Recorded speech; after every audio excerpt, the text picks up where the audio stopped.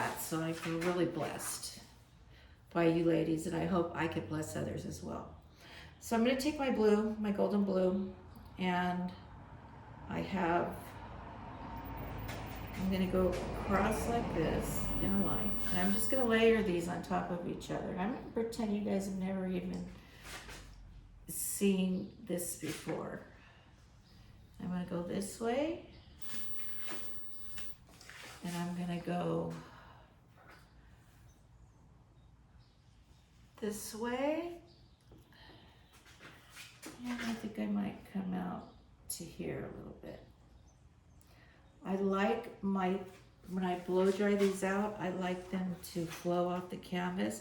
And I know you see little dots, and it doesn't matter because when this blows out, it's going to be huge. And it's going to flower out like a flower. And here comes the magenta. I'm going to be very, very light with the magenta if I can, because it's a very dark. It dries very dark. Both of these colors dry very dark.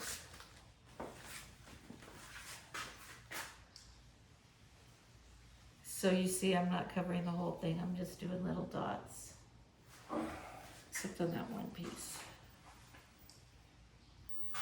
So I'll blow right over these dots, or what you can do, if you're learning, you want to do this yourself, is you can just go like this and like this if they bother you while you're pouring.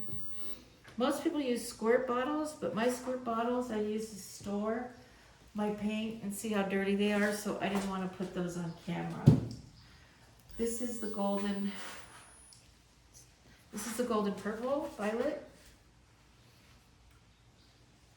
And it's mixed with some kind of sheen, iridescent color, and I don't remember the name of it, so I apologize. But there are a lot of violet iridescent paints you could use. Arteza has a ton of them. Arteza is a great brand of paint if you like really selly things. Okay, and here is the Deco Art. And Deco Art is, I always use their 8-ounce jars. And this is a beige, and it's a metallic, so it's gonna sheen and sparkle. But I have to get some white in the middle of this or beige, because if not, it'll be too dark and too flat. Now I tested these colors also to make sure they all ran the same way and that one wasn't thinner than the other before I put them on, just so you know. These have been tested. I was testing all night last night and finally found my miracle test piece. Finally got that going.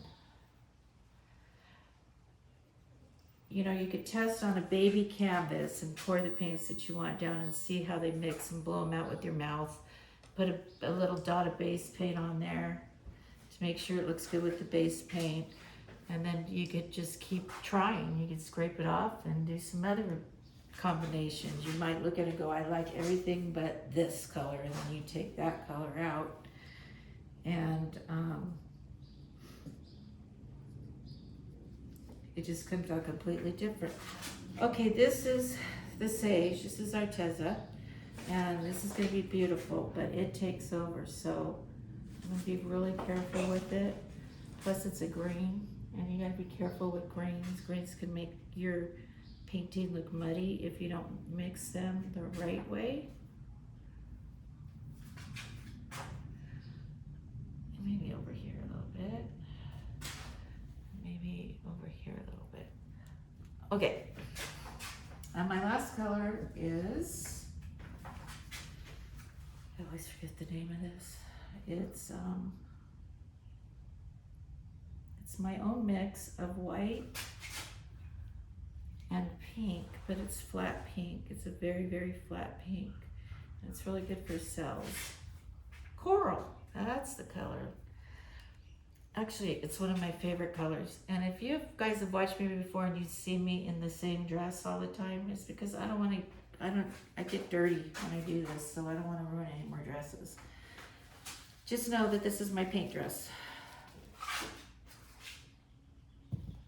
Okay, so now we have our ribbon laid out, and it looks like a lot of paint. And what we're gonna do is pour some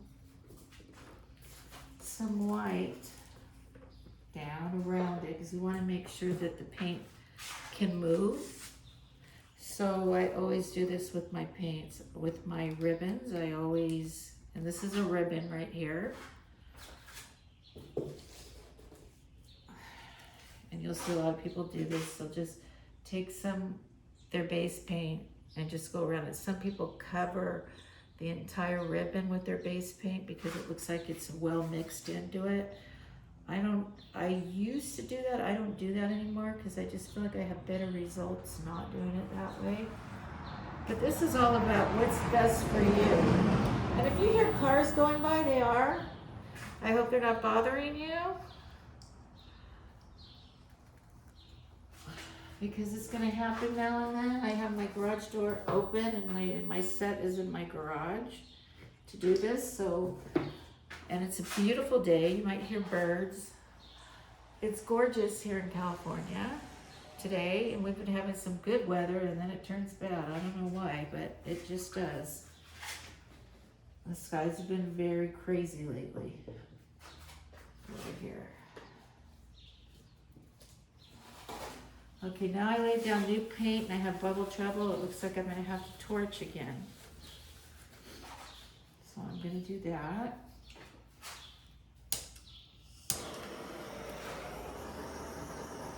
And you don't put it right in the paint, you put it above it. I see it all in my white paint because I just mixed it recently.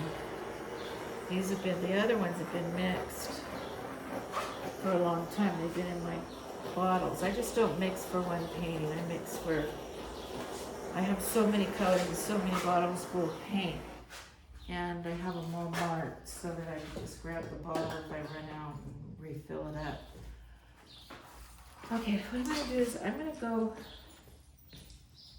straight down the middle here. I think that's how I'm gonna start.